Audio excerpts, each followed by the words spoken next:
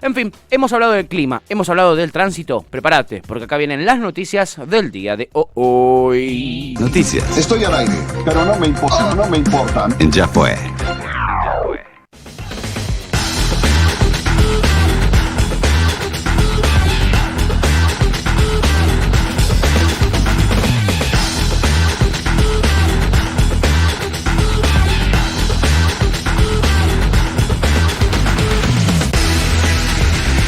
Otro lunes con cifras altas, ocupación del 74.5 en AMBA, 20.461 nuevos casos y 248 muertos.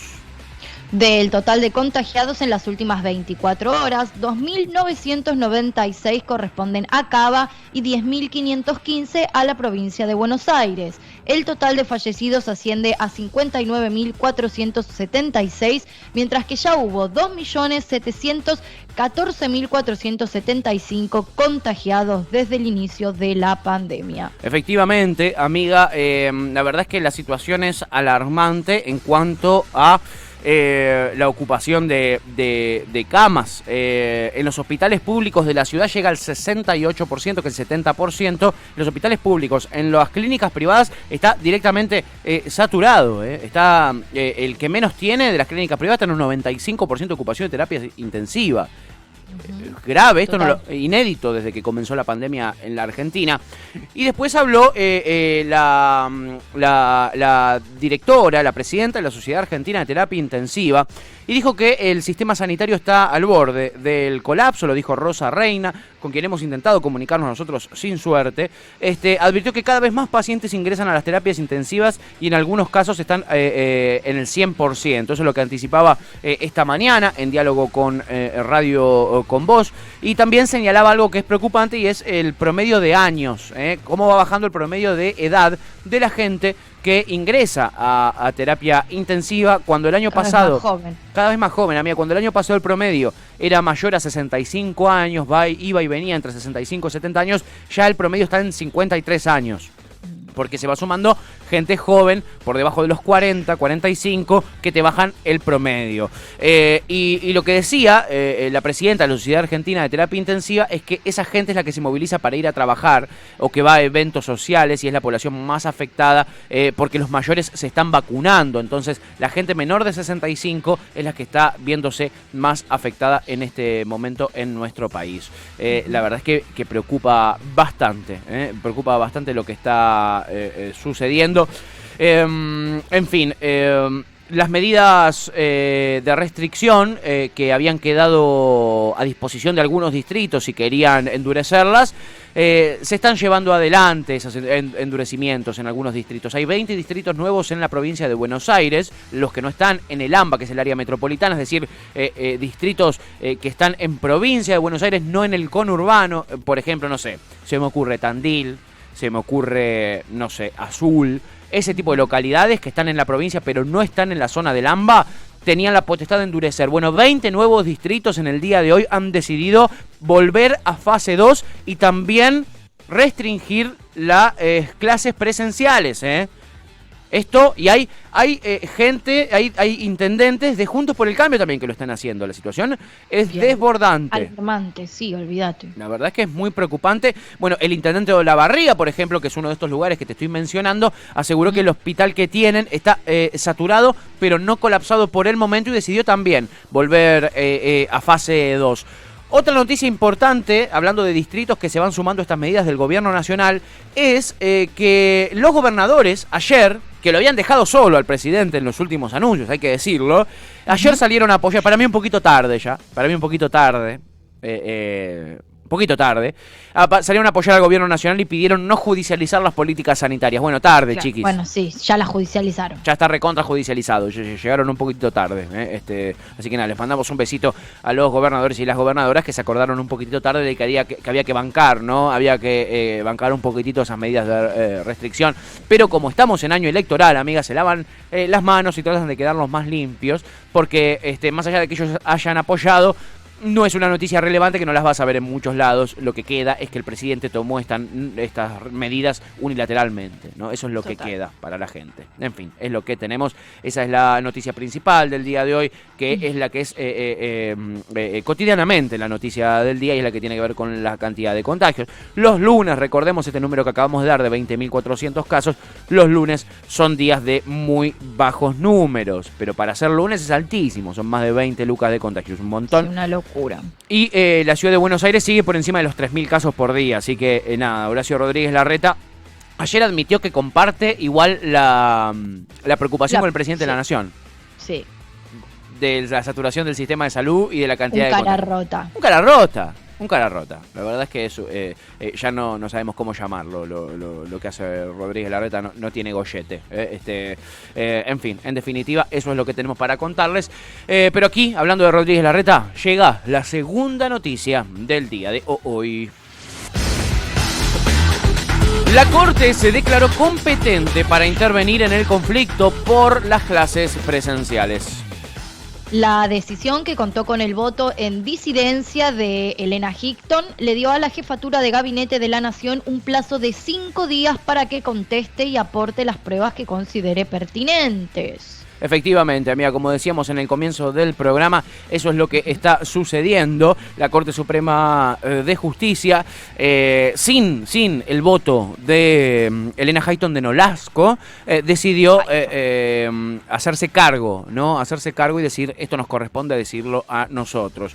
En fin, veremos qué decide la Corte Suprema de Justicia a partir de la información que le alcance el jefe de Gabinete Nacional, el señor Santiago Cafiero, tremendo potro, digámoslo, sobre esta data. En este momento, a mí lo que me llega desde el Ministerio de Salud de la Nación es que se están recopilando todos los estudios sobre el impacto epidemiológico de la presencialidad escolar, porque, por ejemplo, la Universidad de San Andrés está realizando muchos estudios con respecto a este tema y explicó que abrir las escuelas en lugares de alta transmisión comunitaria, como son la ciudad de Buenos Aires o la zona del AMBA en general, ciudades como Rosario, como La Docta en Córdoba, etcétera, sin las medidas adecuadas de mitigación, probablemente contribuya a que crezca la velocidad de contagios de coronavirus por encima de todos los demás escenarios, de todos los demás distritos de la Argentina.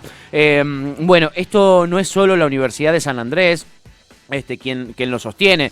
La revista The Lancet, evidentemente una revista muy reconocida por todo el arco político, porque recordemos, cuando nos ponían en cuestión la Sputnik V aquí en la Argentina, la oposición, The Lancet sacó un informe y recién ahí empezaron a creer en que la Sputnik V era buena. Y a pedir que se las pongan. Y a pedir que se las pongan, tal cual.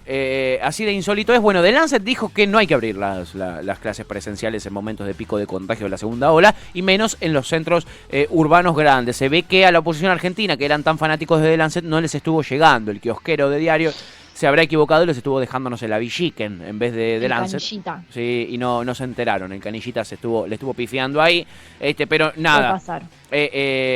Gente que sí le hace caso a The Lancet, por ejemplo, y a estas medidas de clases virtuales en centros urbanos son Francia, Inglaterra, Alemania, Portugal, Chile, Uruguay y un montón de otros países están tomando ese tipo de medidas porque se han dado cuenta que tener las clases abiertas genera crecimiento en los contagios y en los fallecimientos por coronavirus. Ojalá que aquí la Corte Suprema de Justicia escuche estos datos y obliguen a la ciudad de Buenos Aires a alinearse con el gobierno nacional y se pongan en sintonía por la salud, ¿no? Porque es una medida que tiene que ver con la salud de la gente.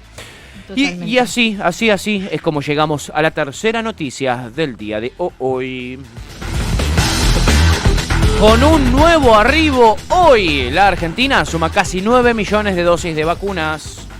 Esa cantidad se completará esta noche cuando arribe a Ezeiza el 12º vuelo desde Rusia con 800.000 dosis de Sputnik V. Sí, es una muy buena noticia. 8.932.000 dosis, si no me equivoco, es lo que tendrá la Argentina apenas llegue, este avión de Aerolíneas Argentinas.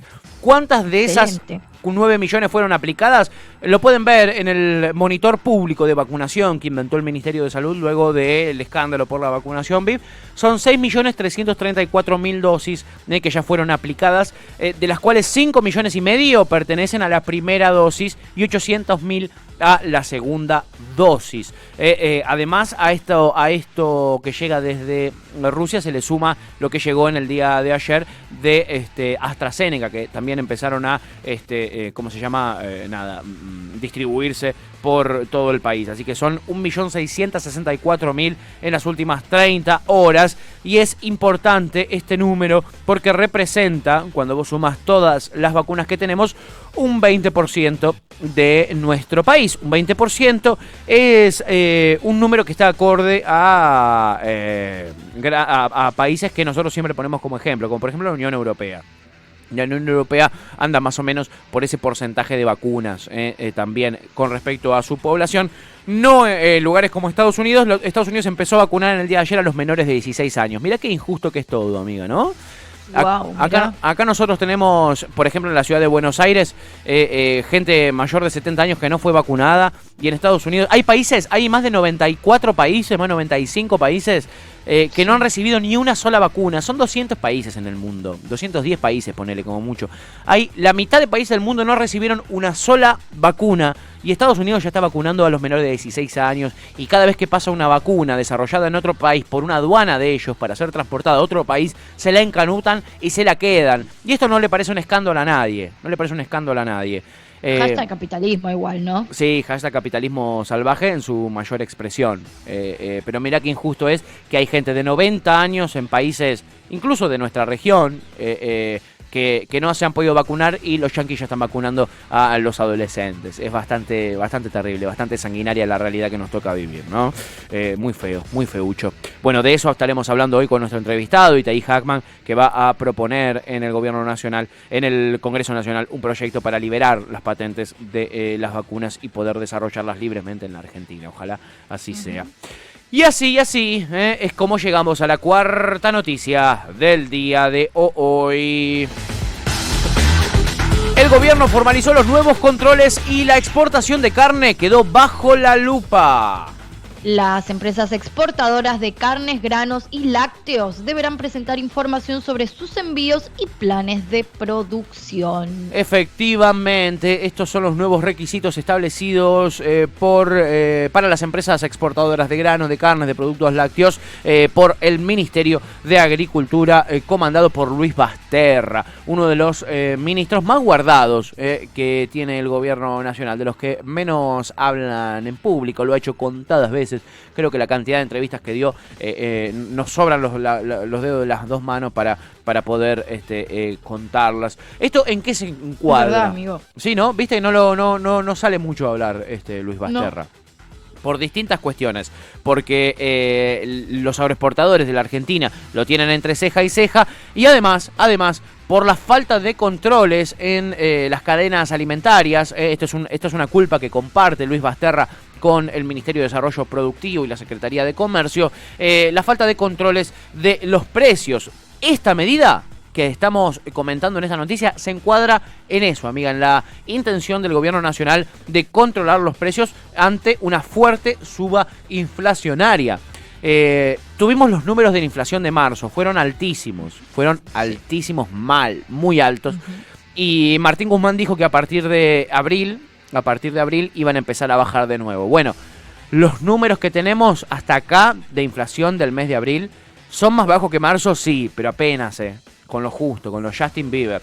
No mucho menores, la verdad, a los números de marzo. Y es jodido eso, es muy jodido porque estamos en un contexto de crisis económica muy grave, donde los sueldos no están aumentando al ritmo de lo que aumenta la inflación y donde se está complicando muchísimo. Ni cerca, amiga, ni cerca. Ni hablar, eso acá en el AMBA, por ejemplo, se ha aumentado bastante los sueldos, pero ni en pedo llegan a compararse con inflación. Imagínate en lugares como Neuquén, por ejemplo, tenemos oyentes nosotros en Neuquén, uno de ellos, nuestro amado Topo, que, por ejemplo, el personal de salud que está sitiando Neuquén en este momento. Hay como más de 10 cortes de rutas, etcétera, del personal de salud, ni hablar, docentes, etcétera. El personal de salud no tuvo paritaria el año pasado.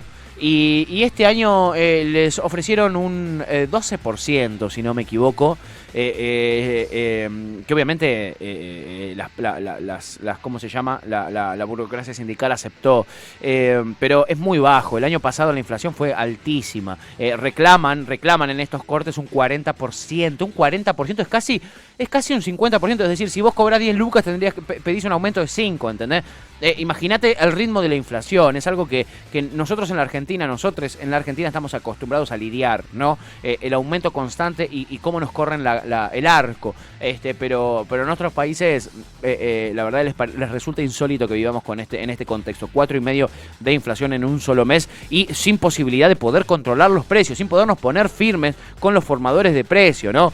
Para mí ya hay que empezar a ponerle multas a este tipo de gente y a obligarlos a que abastezcan al mercado interno. Más allá de controlarlos y proponer nuevos controles, hay que obligarlos por ley a abastecer el mercado interno y que vengan de a uno. Porque ¿con qué nos van a amenazar los que producen carne y los que producen soja en la Argentina? ¿Me voy a producir soja a otro lado? Andate a producir soja a otro lado. Andate a producir carne a otro país. Dejanos esos campos que nosotros los utilizamos para abastecer a nuestro pueblo. Para mí el gobierno tiene las de ganar y tiene que aprovechar ese poder que tiene y plasmarlo en decisiones concretas. En fin. Ahora nos vamos a hablar de temas judiciales, porque llega la última noticia del día de hoy. El periodista Daniel Santoro fue procesado por tentativa de extorsión en la causa D'Alessio. La medida fue tomada por el juez federal Luis Rodríguez, quien además le aplicó un embargo por 850.000 pesos. Recordemos, el periodista Daniel Santoro es periodista de Clarín, editorialista y que además tenía mucha presencia en programas de televisión y de radio que responden a la derecha nacional, ¿no? En medios, por ejemplo, como América, TN, etcétera, donde se le daba mucha bola y era supuestamente uno de los periodistas más prestigiosos que manejaba muchísimas primicias. ¿Cómo se supo que él encontraba esas primicias? No las encontraba, se las daba el falso abogado Marcelo D'Alessio. Nada, ¿qué se supo? ¿Qué pudo comprobar el juez federal Luis Rodríguez, que intervino en esta investigación? ¿Qué pudo comprobar Luis Rodríguez? Que mientras D'Alessio iba llevando adelante un montón de extorsiones a un montón de empresarios, a gente de la aduana, a un montón de gente con que le den dinero para que ¿cómo se llama? Para que no salgan notas sobre ellos y extorsionarlos, etcétera. Marcelo D'Alessio iba a la misma vez, comparando día con día, publicando la información que D'Alessio necesitaba para llevar adelante esas extorsiones. Lo comprobó día por día y fecha por fecha. Es espectacular. Espectacular. Es asombroso. Me encanta ese trabajo de investigación. Sí, es tremendo. Es tremendo. ¿Qué pasa? Varios periodistas reconocieron a D'Alessio como fuente, como su fuente para determinadas informaciones. Y tener una fuente y no tener que divulgar tu fuente está dentro de la Constitución. La Constitución te cuida a la hora de no tener que divulgar tu fuente. Pero con D'Alessio, con Santoro, lo que se pudo comprobar era que estaba directamente coordinado con lo que iba haciendo D'Alessio en privado. La justificación que tiene Daniel Santoro es que él fue engañado por un mentiroso serial, dijo que era D'Alessio, un estafador en todo sentido de la palabra, un fabulador, un engañador, un extorsionador y todo en su conjunto. Eso es lo que dijo Santoro. Es una pelea para la columna de Galita. Esa. Es total. Es una historia de espectáculos. Total. ¿Qué dijo el juez Luis Rodríguez? Que las palabras engañador, extorsionador y todo eso no pueden ser admitidos en contraste con la multiplicidad de elementos de prueba que hay, que fueron recolectados y que lo vinculan objetiva y subjetivamente a los hechos que fueron realizados en la pesquisa. Es decir, decile lo que quieras a D'Alessio. A los hechos me remito, decile malo, feo, decile lo que vos quieras a D'Alessio. Tonto. Decirle lo que quieras, mal tipo, mal jugador de fútbol, decirle lo que quieras, mal periodista, lo que vos quieras. Pero a los hechos me remito, dijo el juez, y no te puedes hacer el dolobu, Daniel Santoro. Así que nada, lo peor de todo es que este tipo sigue escribiendo columnas en el diario Clarín, el mayor diario de tirada nacional. Wow. Eso es lo peor de todo esto, ¿no? Pero bueno, ¿qué se puede esperar de un burro más que una patada?